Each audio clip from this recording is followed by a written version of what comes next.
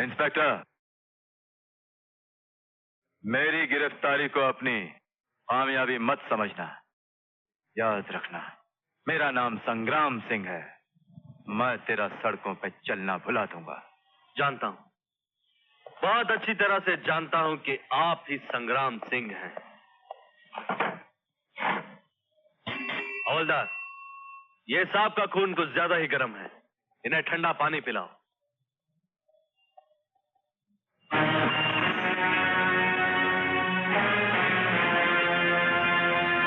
आइए नेताजी, आइए आइए, बैठिए। देखिए आपके इलाके से किसको पकड़ कर लाए। शहर के मशहूर, इज्जतदार, पोजीशन के ठेकेदार सेठ संग्राम सिंह। संग्राम सिंह इस शहर के बहुत ही नहायत शरीफ इंसान, इसलिए आप इन्हें छोड़ दीजिए। छोड़ दूं? हाँ, ये मेरा ऑर्डर, इस एरिया के एमएलए का ऑर्डर। जानते हैं एमएलए साहब, इन्हें 6 करोड़ के ड्रग्स के साथ गिरफ्तार किया है हमने। मुझे ये सब नहीं मालूम, मैं सिर्फ इतना चाहता हूँ कि आप इन्हें छोड़ दीजिए, क्योंकि मैं इस एरिया का एमएलए हूँ। एमएलए। हाँ, छोड़ दो उनको सुमित, नहीं तो ये एमएलए साहब तुमको कुर्सी पर से गायब कर देगा। है क्या नहीं एमएलए साहब? बिल्कुल सही। एमएलए साहब, ये नया नया छोकरा लोग है, नई नई वर्दी है, नया नया खून है, जोश दिखाता है, जोश दिखाता है। इनको मालूम नहीं अभी तक कुछ। हाँ, अरे ये अपने एरिया का बहुत पावरफुल एमएलए साहब है, बहुत पावरफुल है। हाँ, पिछले महीने इन्होंने 2-4 इंस्पेक्टर का बदली कर दिया, किया क्या नहीं? हाँ सही।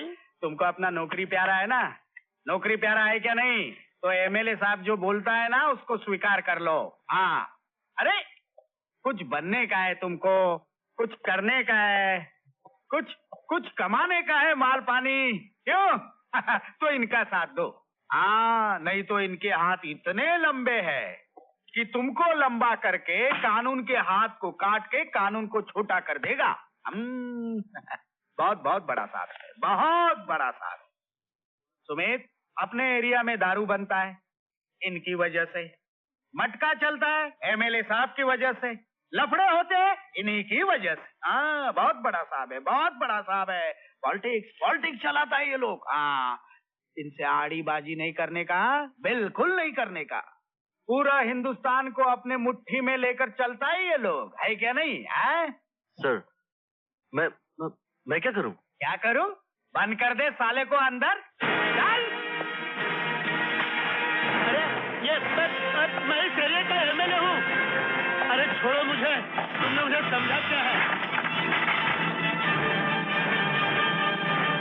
इंस्पेक्टर, मैं इस एरिया का एमएलए हूँ। तुमने मुझे अंदर करके अच्छा नहीं किया, तुम लोगों ने अपने आप को मुसीबत में डाल दिया है। इंस्पेक्टर, ये इस एरिया का क्या है? एमएलए। नो, एमएलए, मेला। खामोश। अरे तुमने मुझे क्या समझा है? तुम्हारी कुर्सियां हिला डालूंगा, तुम्हारी नौकरी खा जाऊंगा। देखो मेले साहब, अपन को ज्यादा उर्दू आता नहीं क्या, फिर भी हम बोलता है। क्या बोलता है मालूम है? शायरी बोलता है। कोई फायदा नहीं कानून से बगावत में, कोई फायदा नहीं कानून से बगावत में, तुम्हारे लफड़े का फैसला होएगा कल अदालत में। यस योर ऑनर, जिस कार में नशीली दवाइयां मिली उस कार से मिस्टर संग्राम सिंह का कोई रिश्ता नहीं है, ना नशीली दवाओं से कोई नाता है। लेकिन मिलॉर्ड, इंस्पेक्टर सुमित और प्रोफेसर आनंद में रिश्ता है, क्योंकि इंस्पेक्टर सुमित प्रोफेसर के होने वाले बहनोई हैं। सुमित को इज्जत और शोहरत दिलाने के लिए प्रोफेसर आनंद ने ये खतरनाक जाल बुना, जिसमें शहर के इज्जतदार और जनता के सेवक सेठ संग्राम सिंह फंस गए। ये झूठ है माय लॉर्ड। वकील साहब कानून को बहकाने की कोशिश कर रहे हैं। कौन किसको बहका रहा है, इसका फैसला वो करेगा जो इस वाकये का चश्मदीद गवाह है, और वो है ढाबे का मालिक श्याम जी। ढाबे वाला श्याम जी हाजिर हो।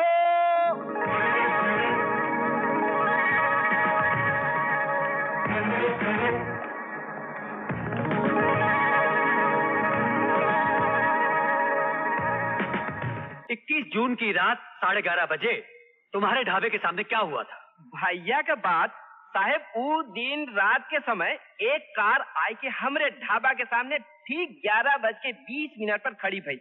तनिक देर बाद इंस्पेक्टर साहब और प्रोफेसर साहब कार के पाछे जीप में से उतर के आए।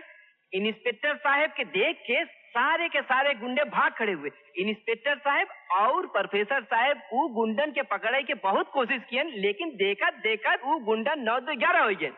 फिर क्या हुआ? अरे फिर साहब कार का फाटक खोल के एक बहुत बड़ा संदूक निकाले और संदूक खोल के देखा थे तो उमन नशा का चीज खाचा खच भरा रहा। हम अचानक का देखा थे कि इंस्पेक्टर साहब और प्रोफेसर साहब सेठ संग्राम सिंह के ऊपर जाए के नजर गड़ा दिए, जौन हमरे गरीब के ढाबा में बैठ के चाह पियत रहन। सेठ संग्राम सिंह तुम्हारे ढाबे में चाय पी रहे थे? हाँ साहेब, ये बदे के उनकर गाड़ी खराब हो गई और उनका जौन ड्राइवर रहा ना वो मैकेनिक बुलावेगा रहा। ओकरे बाद वकील साहब प्रोफेसर साहब इंस्पेक्टर साहब से कहे लागेन कि तुम्हारे पास बस एक ही रास्ता है, आपन नाम और शोहरत बनावे खातिर ये सारा का सारा नशा का चीज सेठ संग्राम सिंह के बनाए दो। ये झूठ है माय लॉर्ड। मिस्टर आनंद, आपको बीच में बोलने की इजाजत नहीं है। I am sorry. प्रोसीड। भैया के बाद इंस्पेक्टर साहब आई के जबरदस्ती सेठ संग्राम सिंह के गिरफ्तार के लिए और वकील साहब ये गरीब से भी अंड संड बयान ले लिए सेठ संग्राम सिंह के खिलाफ। माई बाप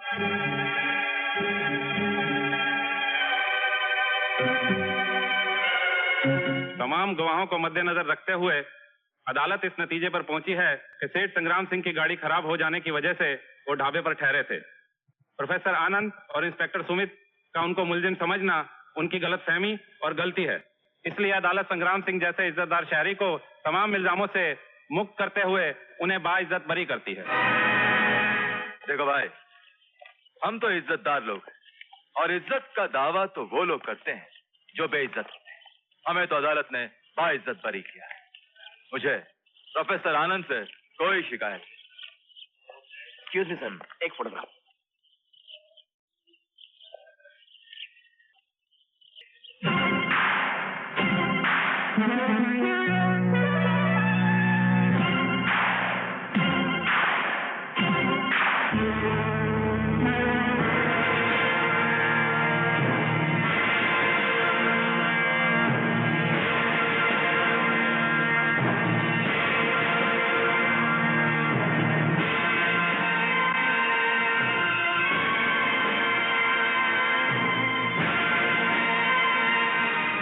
सोचते होगे प्रोफेसर, ये कैसे हो गया सब कुछ? सच्चाई की चादर पर झूठ के कांटे कैसे सच गए? हम जैसे शैतानों से भरे जंगल में तुमने कोई नाग या सांप नहीं, बल्कि अनजाने में एक अजगर के मुंह में हाथ डाला है। ऐसे निगल जाऊंगा तुम्हें कि जब तक जियोगे मेरा नाम ले लेकर तड़पते रहोगे। संग्राम सिंह, जुर्म का रास्ता बहुत छोटा होता है, थोड़ी दूर जाके खत्म हो जाता है और सच्चाई हमेशा झूठ का पीछा करती है और मौका मिलते ही उसका गला दबोच देती है। आज जीत जरूर तुम्हारी हुई है, लेकिन कल ऐसी हार होगी कि तुम मरने से पहले खुद ही अपनी तस्वीर पर अपने ही हाथों से स्वर्गवासियों वाला हाथ चढ़ाओगे। हार, क्योंकि इंसाफ की चक्की चलती बहुत आहिस्ता है लेकिन पीसती बहुत बारीक है।